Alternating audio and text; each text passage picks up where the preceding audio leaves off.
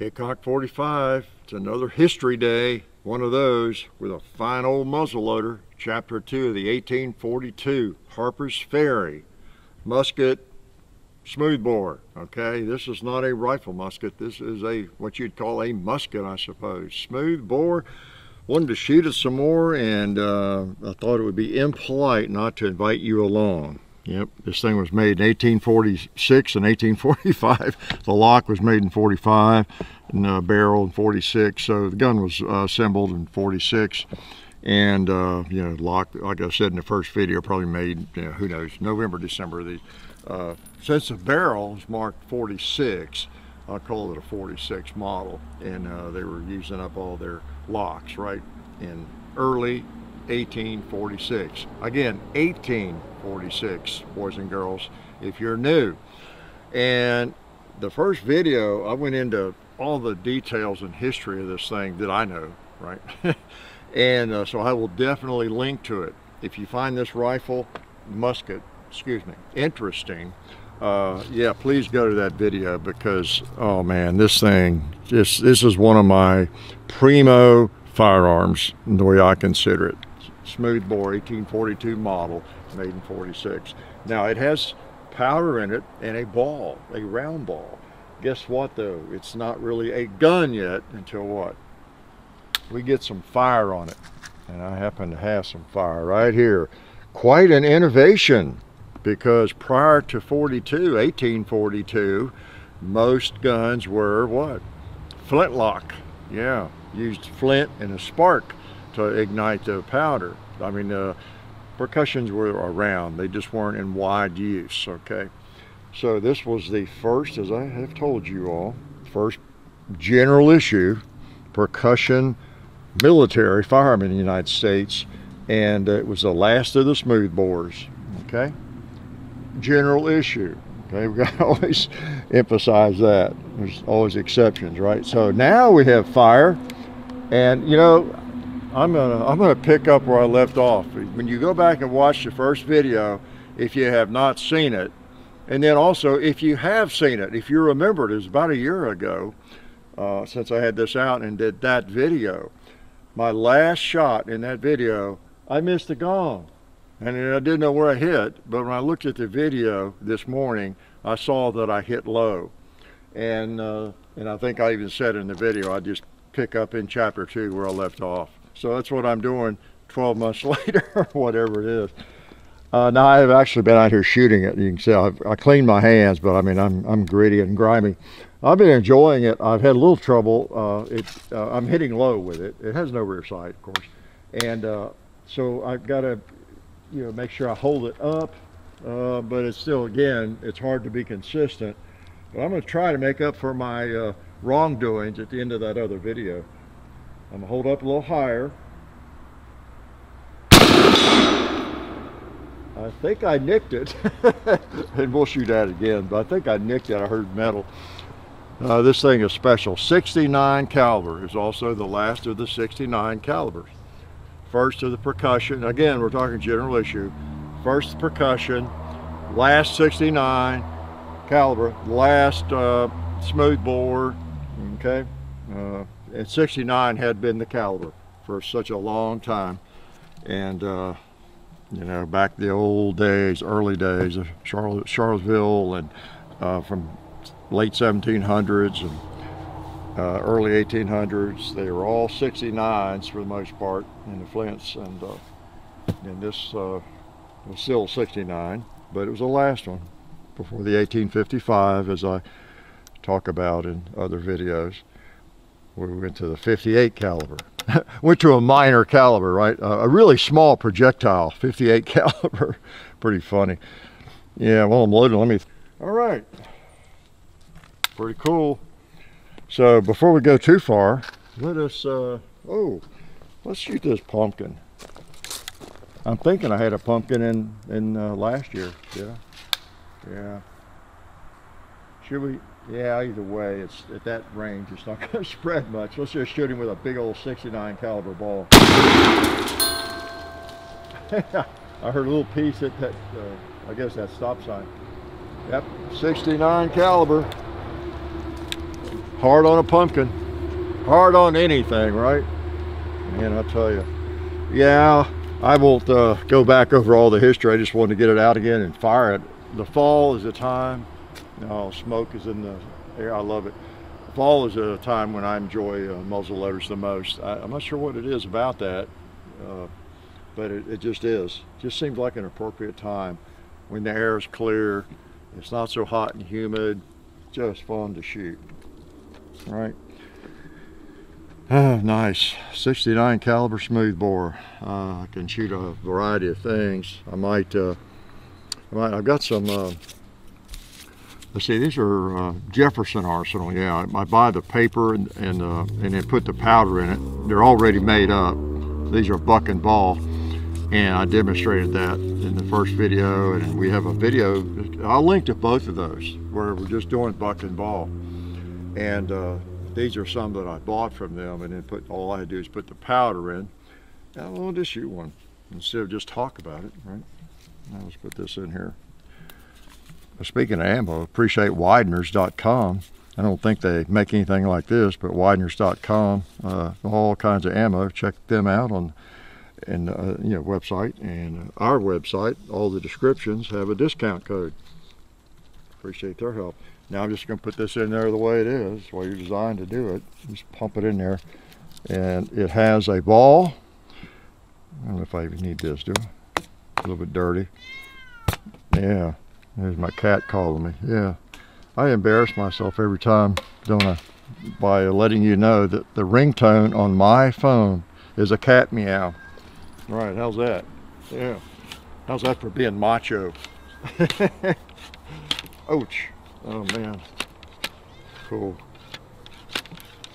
All right, so this is buck and ball, and I showed in the first video what it had. But since I showed it, I didn't get it out, but it has 3 of the 32 balls. You can look into my little box here. There's some 32 caliber balls and a 69 caliber ball or 2. And so buck and ball is one of the big ones, 69, and then 3 of the 32 caliber ones. And I talked in that first video, you really need to watch also the buck and ball video with this gun, because I learned a lot. I really did. I mentioned in that first video how, and that it went all the way down, how I couldn't understand how, because I had read that some of these buck and ball, when the loads was the ball on the bottom and the 3 little balls on top, and it just seemed to me like as soon as that thing left the barrel, these 3 would just, they just go crazy with this big ball behind it. That can't be right. And because I was trying to figure out how to load them, myself, because I had all the accoutrements to do that.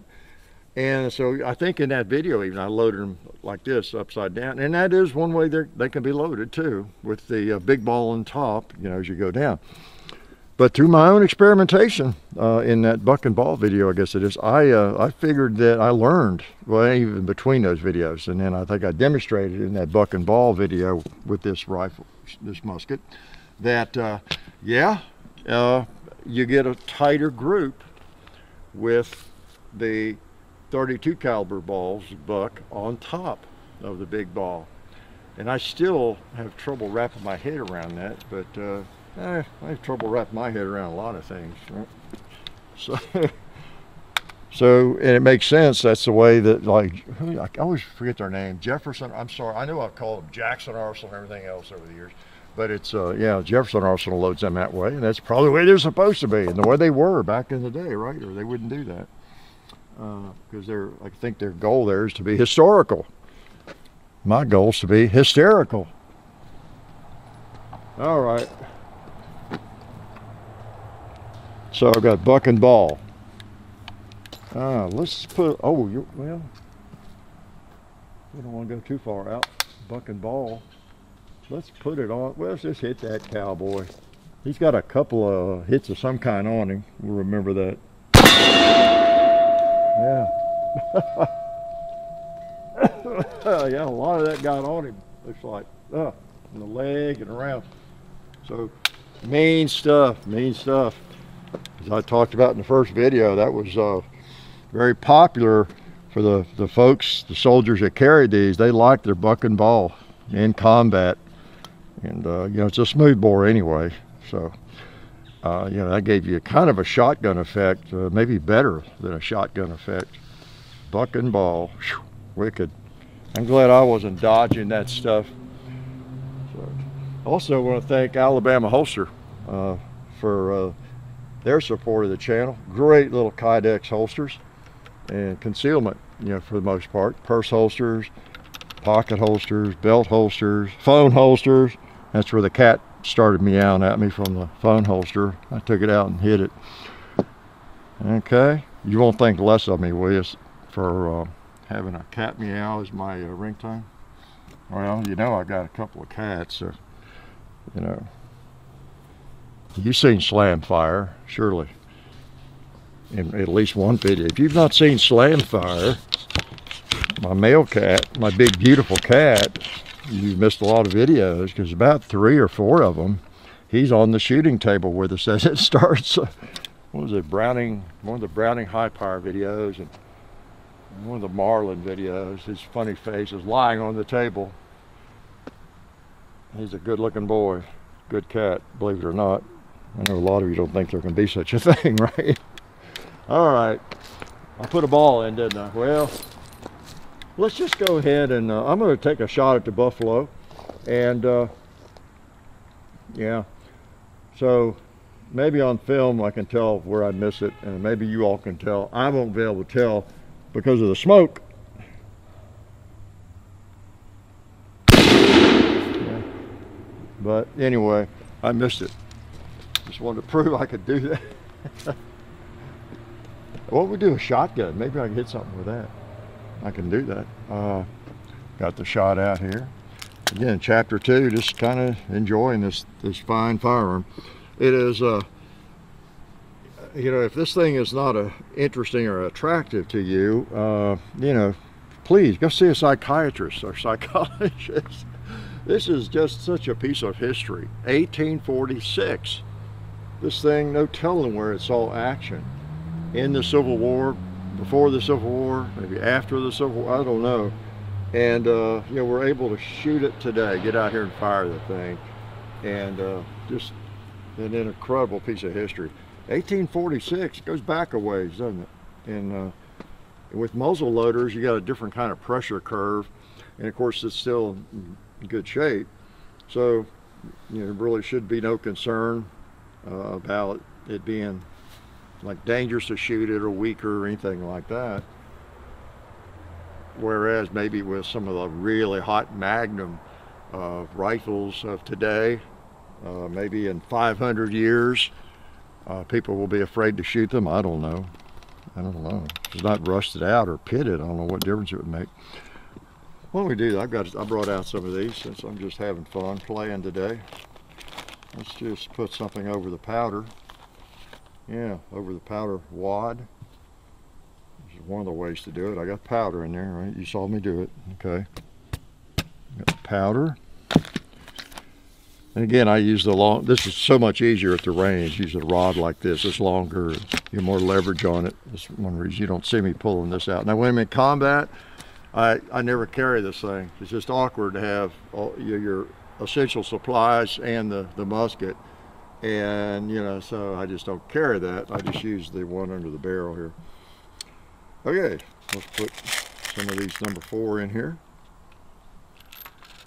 See, you get a lot of different types of firearms with this. You get a shotgun. Now I need an overshot card. Do I have one? I think I got a couple in here. I just threw all the stuff, random stuff in here. All right. So it won't roll out the barrel.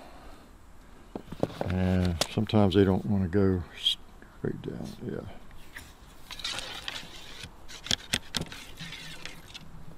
No, I don't have a good feeling about how that went down. I think it seemed like it turned. It might have turned. It went down so easily. Put another one in there. Pretty cool. I'm shooting 2F, as you can see, GoX powder, and I understand they're back in operation now. GoX is. Pretty cool. All right, so now we have a shotgun. What do we shoot with a shotgun? You know, could smoke a pot. Let's just shoot something out there a little further, like the Well, let's just shoot the tombstone there and check out the pattern.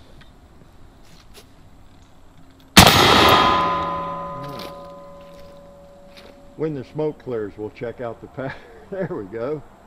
Got enough on him to shake him around a little bit. So, I think I should go to the local skeet range and shoot this.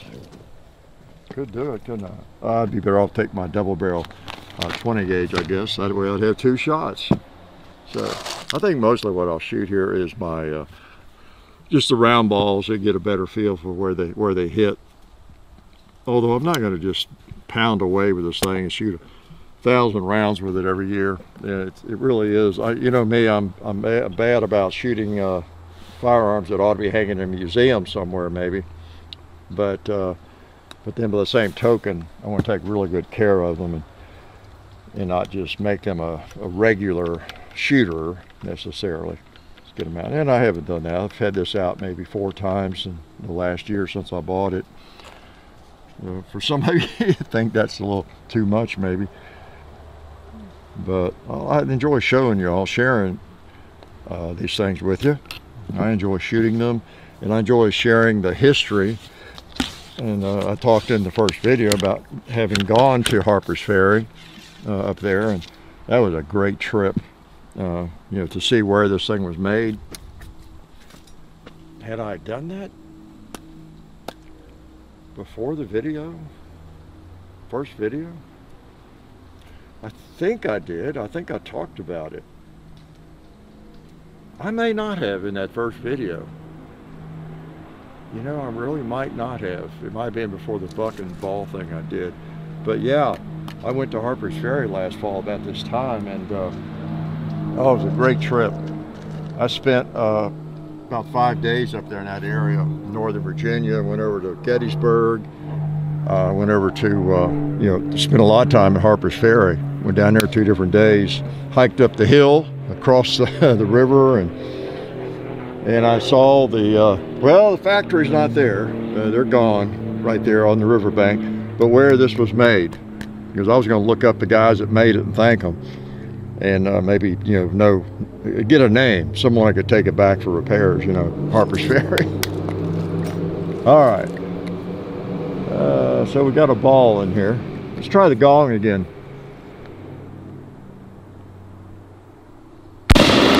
Yeah, I'm going high or something. I hate that. I hate to keep missing it. I missed a lot before y'all got here, but then I hit several. It's just so hard to, because I may just be missing it by an inch or 2, you know, but it's just so hard to tell over there. I'll try it again, mess around a little bit. Because there's no way to reference. You're just kind of looking at this front sight, and I don't know, probably going low, actually. That seems to be what I tend to do. And yeah, put a little powder in here. I'm not going to yak on about everything I told you in the first video, because I expect you to go back and watch that. And as I said, in that you really, if you have any interest in history at all, and you've not studied Harper's Ferry, boy, talk about a hotbed, things that happened there. John Brown's raid, you know, the abolitionist, and you can go right there to the building, the firehouse where that took place. And my gosh, you know, Jefferson, Washington have history there. Robert E. Lee, just it's an unbelievable spot. You could just drop yourself down into one square 5 acres or whatever of the country. Man, you could spend a lot of time there just studying the history. And I hiked up part of the Appalachian Trail. Appalachian Trail goes right through the middle of town. I hiked up part of that, went up to, I think it's called Jefferson Rock, where he stood and wrote about it and saw the same views, a really nice view of the river, Potomac, Shenandoah River's there. So just a wonderful spot. Boy, now would be a great time to be there, at least as we're filming in the fall. Okay, let's just shoot something here close. Speaking of cats, there's a cat litter container. My gosh, I hit that dead center. Cool. I'll just shoot another shot and let you go, maybe. I don't want to keep you all too late. I'm just a little worried about some of you. You know, that you're not getting enough history, you know, enough culture. Is that what this is? You know, I mean, really. You know, polymer guns, black guns, ARs, AKs, you know, I like them. But boy, these things really stir your blood. I guess in a couple hundred years, someone brings out an AR-15, maybe it'll be the same way, you think? Think you'll be able to bring out an AR-15 in the daylight? I sure hope so. All right.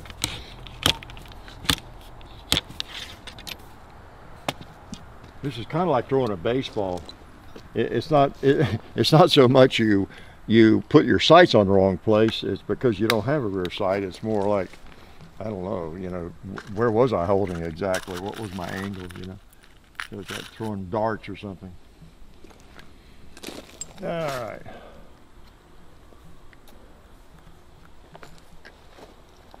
Let's throw another one to Buffalo. My gosh, I'm going over it if anything. Okay, I'm gonna hold up on that thing.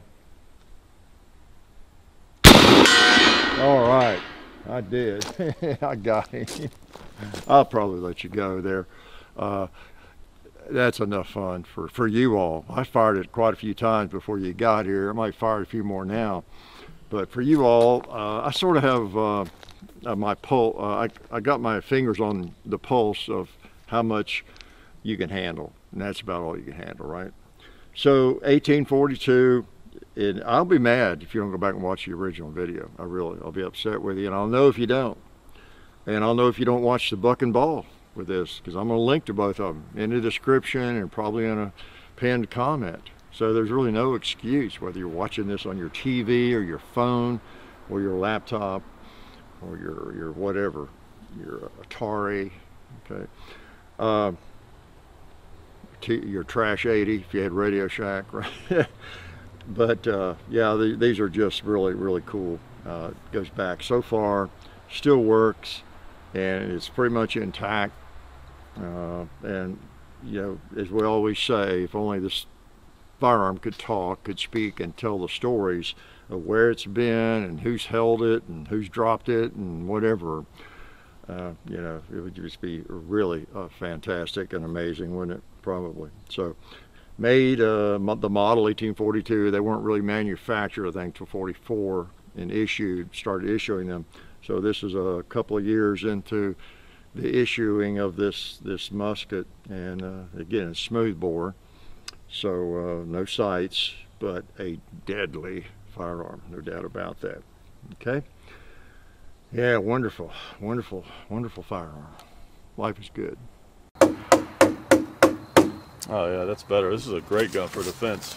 Oh hey, didn't see you guys there. While I've got you here, I want to remind you of our friends over at Talon Grips and Ballistol. Talon Grips makes grips, can you believe it, for all different types of firearms. You can get rough texture or more of a rubberized texture. It just sticks right on there. You know, really affordable, really cool option to improve the grip for your handguns or rifles. So please check them out at talongungrips.com. You'll be glad you did. And also Ballistol. Dad has been using Ballistol for many years. It's a cleaner and a lubricant, and it's non-toxic. It works really great, and we're happy to have them on board since it's been a part of our shooting endeavor for a very long time. So go to ballistol.com, talongungrips.com. And also, while you're out there, I'm juggling all these things here.